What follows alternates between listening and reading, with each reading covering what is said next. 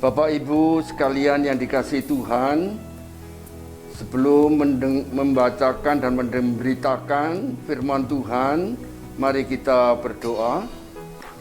Tuhan Yesus, kami bersyukur dapat bersama berdoa, bersama menyambut berkat rohani yaitu firman Tuhan.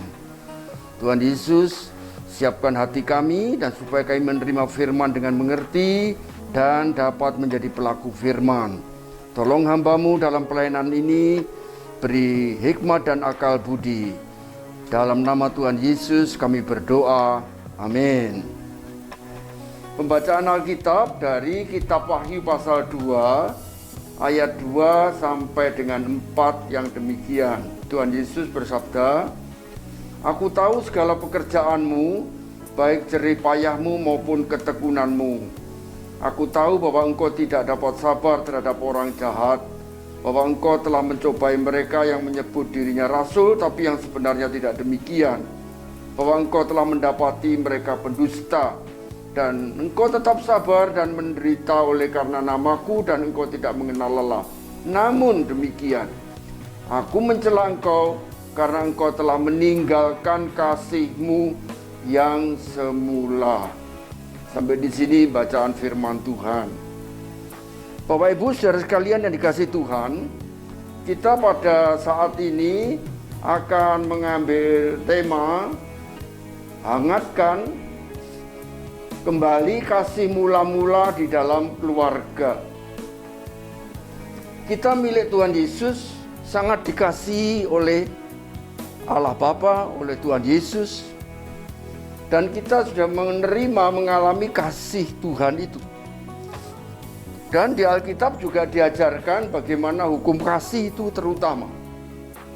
Nah sekarang kasih kiranya bukan sekedar pengetahuan atau teori, tapi untuk dilakukan, diwujudkan, dipraktekkan. Nah di jemaat Efesus yang di Wahyu pasal 2, jemaat ini jerih payah, jadi giat, rajin sekali. Juga tekun, itu di ayat 2. Tidak ada kompromi dengan orang jahat. Di situ disebut tidak dapat sabar terhadap orang jahat. Kemudian menderita, saat menderita tetap sabar karena nama Tuhan Yesus, itu di ayat 3. Dan jemaat ini tidak mengenal lelah, dengan kata lain rajin. Namun Tuhan menegur, ayat 4. "Aku mencela engkau karena engkau telah meninggalkan kasihmu yang semula." Jemaat dikasih Tuhan, kalau kasih Allah, kasih Tuhan Yesus tidak akan kendor, tetap ya, karena Allah itu kekal, kasihnya juga kekal, tidak berubah. Namun kita sebagai milik Kristus mesti menjaga kasih yang dari Tuhan tadi, dan kita hidup dalam kasih dan mewujudkan kasih dalam kehidupan sehari-hari, khususnya di kalangan kita yang sudah usiawan ini. Karena bisa terjadi seseorang, katakanlah tambah usia, lalu kasih ini menjadi makin pudar. Mungkin tidak hilang sama sekali, tapi menurun, sehingga antara katakanlah pasangan suami istri yang sudah lanjut usia, ada suasana yang tawar, bahasa Jawa ya, anyep, dingin, tidak dalam suasana harmonis. Bisa terjadi karena berbagai sebab. Kemudian bagaimana orang tua terhadap anaknya, untuk para lanjut usia, pada cucu-cucunya. Kadang terjadi sikap yang menurun, kurang peduli, menjadi lebih egois atau mementingkan maunya sendiri. Lalu suasana yang harmonis dengan anak cucunya menurun, bisa terjadi. Tentu saja kita berharap di kalangan kita, Bapak Ibu juga tidak terjadi itu, tapi bisa menurun. Saya kutip juga ada ayat dalam surat 2 Timotius 3 yang mana kasih menjadi tawar dengan apa? 2 Timotius 3 ayat 2 dan berikut, saya ambil intinya. Manusia mencintai dirinya sendiri, lalu menyombongkan diri, lalu ada sikap berontak, tidak berterima kasih, dengan kata lain tidak bersyukur pada Tuhan. Tidak peduli agama, jadi tidak peduli hal-hal yang rohani, keimanan. Ayat 3, tidak tahu mengasihi, tidak mau berdamai, suka jelekkan orang, tidak ngekang diri, jadi terus kalau sudah marah ya sudah, diumbar gitu saja.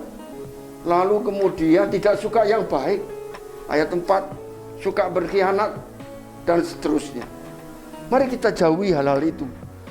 Memang kita harus tekun berdoa, mohon jangan sampai terjadi.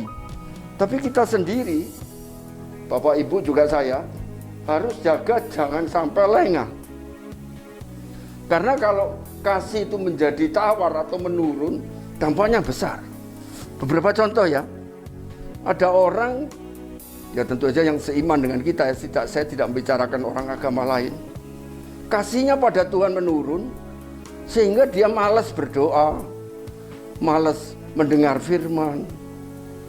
Kadang sudah disediakan kendaraan untuk diantar dan ke gereja, tidak mau, bukan karena sakit ya, tapi karena sudah ya kurang peduli.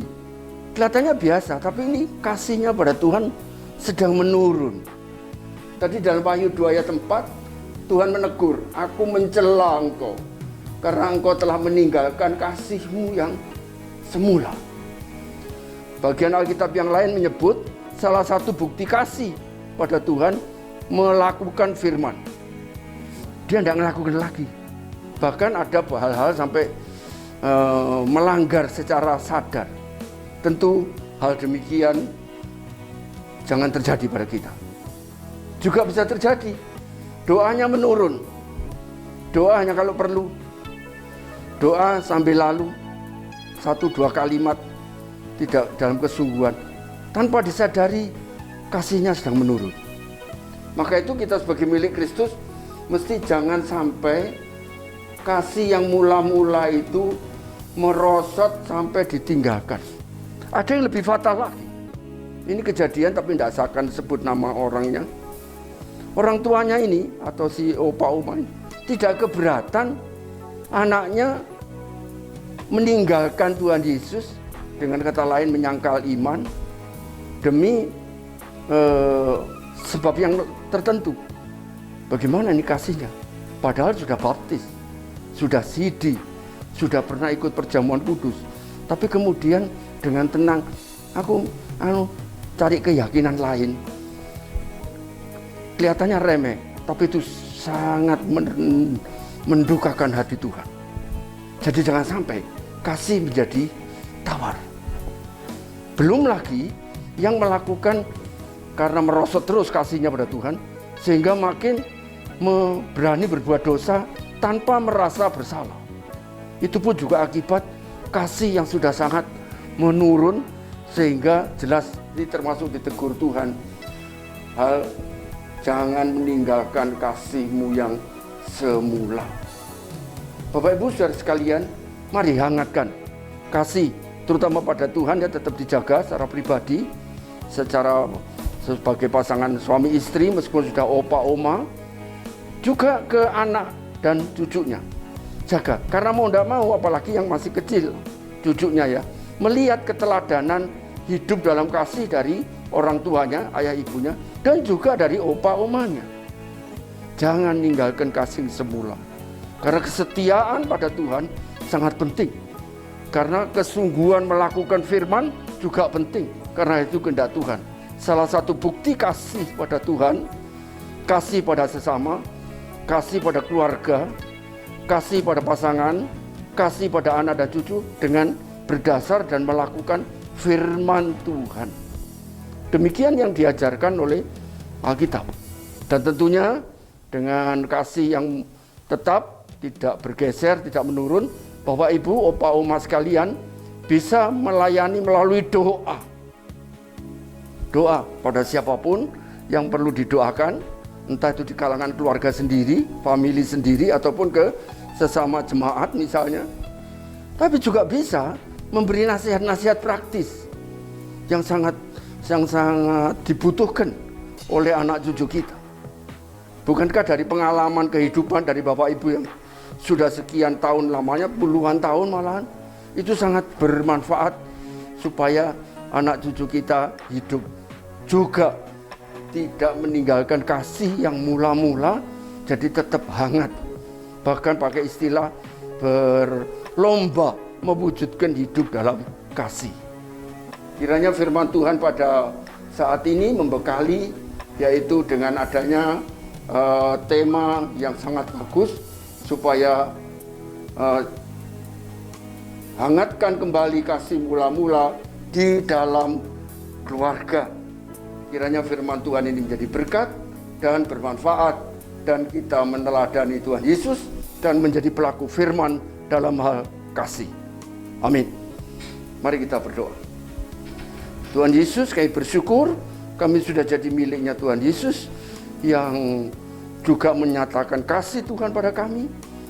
Kiranya kasih-Mu juga tinggal di dalam kami, khususnya juga para kami yang sudah lanjut usia, sudah opa oma, untuk menjadi teladan dalam kasih, hangat dalam kasih, terutama di lingkungan keluarga sendiri, tapi juga ke sesama saudara seiman, teristimewa di yang segereja, dan juga dalam kehidupan sehari-hari ke sesama yang berkeyakinan lain. Kami juga menunjukkan kasih, mengasihi sesama, dan itu menjadi teladan dan memuliakan Tuhan Yesus. Kami mohon berkat Tuhan pada setiap opa dan oma, para lanjut usia yang sudah menjadi milik Tuhan Yesus. Dan juga mohon berkat bagi keluarga besarnya, kepada anak cucunya. Dalam nama Tuhan Yesus kami berdoa. Amin.